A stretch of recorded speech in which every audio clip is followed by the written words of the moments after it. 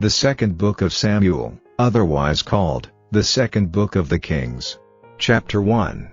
Now it came to pass after the death of Saul, when David was returned from the slaughter of the Amalekites, and David had abode 2 days in Ziklag, it came even to pass on the third day, that, behold, a man came out of the camp from Saul with his clothes rent, and earth upon his head, and so it was, when he came to David, that he fell to the earth, and did obeisance.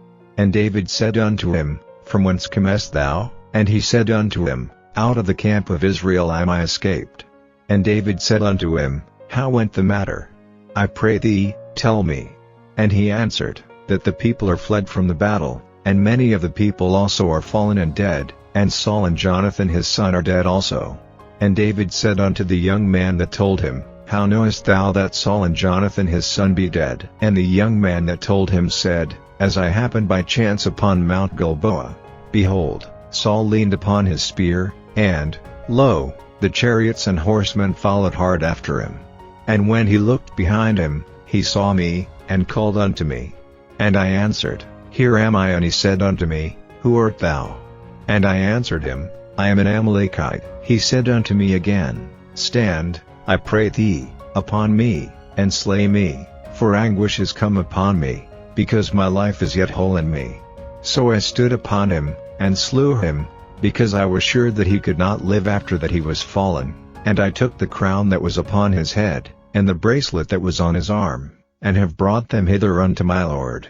Then David took hold on his clothes, and rent them, and likewise all the men that were with him, and they mourned, and wept, and fasted until even, for Saul, and for Jonathan his son, and for the people of the Lord, and for the house of Israel, because they were fallen by the sword. And David said unto the young man that told him, Whence art thou? And he answered, I am the son of a stranger, an Amalekite. And David said unto him, How wast thou not afraid to stretch forth thine hand to destroy the Lord's anointed?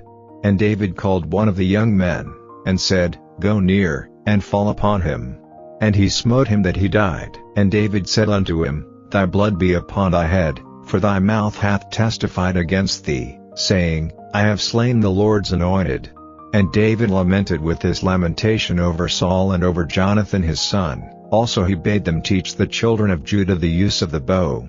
Behold, it is written in the book of Jasher, The beauty of Israel is slain upon thy high places, how are the mighty fallen.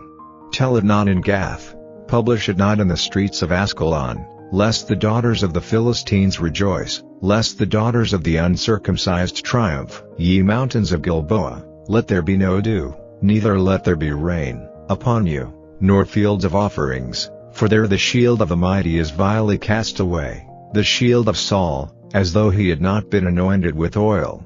From the blood of the slain, from the fat of the mighty, the bow of Jonathan turned not back, and the sword of Saul returned not empty. Saul and Jonathan were lovely and pleasant in their lives, and in their death they were not divided. They were swifter than eagles, they were stronger than lions. Ye daughters of Israel, weep over Saul, who clothed you in scarlet, with other delights, who put on ornaments of gold upon your apparel. How are the mighty fallen in the midst of the battle? O Jonathan, thou wast slain in thine high places. I am distressed for thee, my brother Jonathan. Very pleasant hast thou been unto me, thy love to me was wonderful, passing the love of women. How are the mighty fallen, and the weapons of war perished. Chapter 2.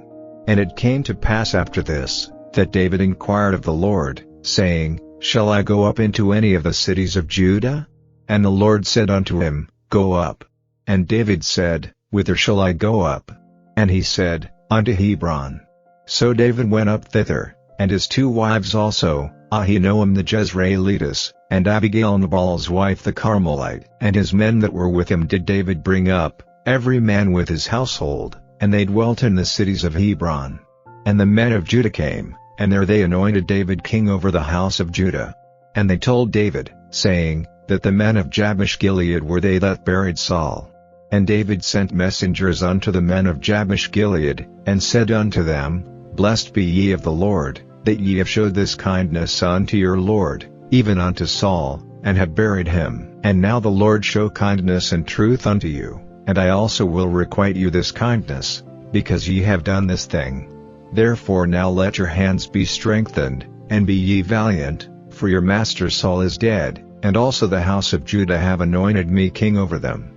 But Abner the son of Ner, captain of Saul's host, took Ishbosheth the son of Saul, and brought him over to Mahanaim, and made him king over Gilead, and over the Ashurites, and over Jezreel, and over Ephraim, and over Benjamin, and over all Israel. Ishbosheth Saul's son was 40 years old when he began to reign over Israel, and reigned 2 years. But the house of Judah followed David. And the time that David was king in Hebron over the house of Judah was 7 years and 6 months. And Abner the son of Ner, and the servants of Ishbosheth the son of Saul, went out from Mahanaim to Gibeon. And Joab the son of Zeruiah, and the servants of David, went out, and met together by the pool of Gibeon, and they sat down, the one on the one side of the pool, and the other on the other side of the pool. And Abner said to Joab, Let the young men now rise, and play before us. And Joab said, Let them rise. Then there arose and went over by number 12 of Benjamin, which pertained to Ishbosheth the son of Saul, and 12 of the servants of David. And they caught every one his fellow by the head, and thrust his sword in his fellow's side, so they fell down together, wherefore that place was called Helkath-Hazerim, which is in Gibeon. And there was a very sore battle that day, and Abner was beaten, and the men of Israel, before the servants of David. And there were 3 sons of Zeruiah there, Joab, and Abishai, and Asahel, and Asahel was as light of foot as a wild roe. And Asahel pursued after Abner, and in going he turned not to the right hand nor to the left from following Abner. Then Abner looked behind him, and said, Art thou Asahel? And he answered, I am. And Abner said to him, Turn thee aside to thy right hand or to thy left, and lay thee hold on one of the young men, and take thee his armor. But Asahel would not turn aside from following of him. And Abner said again to Asahel, Turn thee aside from following me, wherefore should I smite thee to the ground? How then should I hold up my face to Joab thy brother? Howbeit he refused to turn aside, wherefore Abner with the hinder end of the spear smote him under the 5th rib, that the spear came out behind him, and he fell down there, and died in the same place. And it came to pass, that as many as came to the place where Asahel fell down and died stood still. Joab also and Abishai pursued after Abner, and the sun went down when they were come to the hill of Ammah, that lieth before Giah by the way of the wilderness of Gibeon. And the children of Benjamin gathered themselves together after Abner, and became one troop, and stood on the top of an hill. Then Abner called to Joab, and said, Shall the sword devour forever? Knowest thou not that it will be bitterness in the latter end? How long shall it be then, ere thou bid the people return from following their brethren? And Joab said, As God liveth, unless thou hadst spoken, surely then in the morning the people had gone up every one from following his brother. So Joab blew a trumpet, and all the people stood still, and pursued after Israel no more, neither fought they any more. And Abner and his men walked all that night through the plain, and passed over Jordan, and went through all Bithron, and they came to Mahanaim. And Joab returned from following Abner, and when he had gathered all the people together, there lacked of David's servants 19 men and Asahel. But the servants of David had smitten of Benjamin, and of Abner's men, so that 360 men died. And they took up Asahel, and buried him in the sepulchre of his father, which was in Bethlehem. And Joab and his men went all night, and they came to Hebron at break of day. The Gospel according to St. Luke. Chapter 14. And it came to pass, as he went into the house of one of the chief Pharisees to eat bread on the Sabbath day, that they watched him. And, behold, there was a certain man before him which had the dropsy. And Jesus answering spake unto the lawyers and Pharisees, saying, Is it lawful to heal on the Sabbath day? And they held their peace. And he took him, and healed him, and let him go, and answered them, saying, Which of you shall have an ass or an ox fallen into a pit, and will not straightway pull him out on the Sabbath day? And they could not answer him again to these things.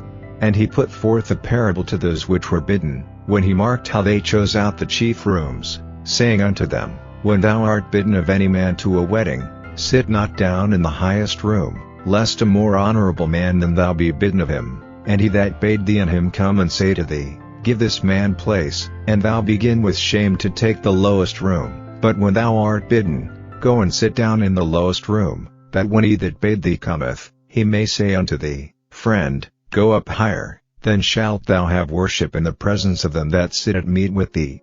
For whosoever exalteth himself shall be abased, and he that humbleth himself shall be exalted. Then said he also to him that bade him, When thou makest a dinner or a supper, call not thy friends, nor thy brethren, neither thy kinsmen, nor thy rich neighbors, lest they also bid thee again, and a recompense be made thee. But when thou makest a feast, call the poor, the maimed, the lame, the blind, and thou shalt be blessed, for they cannot recompense thee, for thou shalt be recompensed at the resurrection of the just. And when one of them that sat at meat with him heard these things, he said unto him, Blessed is he that shall eat bread in the kingdom of God. Then said he unto him, A certain man made a great supper, and bade many, and sent his servant at supper time to say to them that were bidden, Come, for all things are now ready. And they all with one consent began to make excuse. The first said unto him, I have bought a piece of ground, and I must needs go and see it. I pray thee have me excused. And another said, I have bought 5 yoke of oxen, and I go to prove them. I pray thee have me excused. And another said, I have married a wife, and therefore I cannot come. So that servant came, and showed his lord these things. Then the master of the house being angry said to his servant, Go out quickly into the streets and lanes of the city, and bring in hither the poor, and the maimed, and the halt, and the blind. And the servant said, Lord, it is done as thou hast commanded, and yet there is room. And the Lord said unto the servant, Go out into the highways and hedges, and compel them to come in, that my house may be filled. For I say unto you, that none of those men which were bidden shall taste of my supper.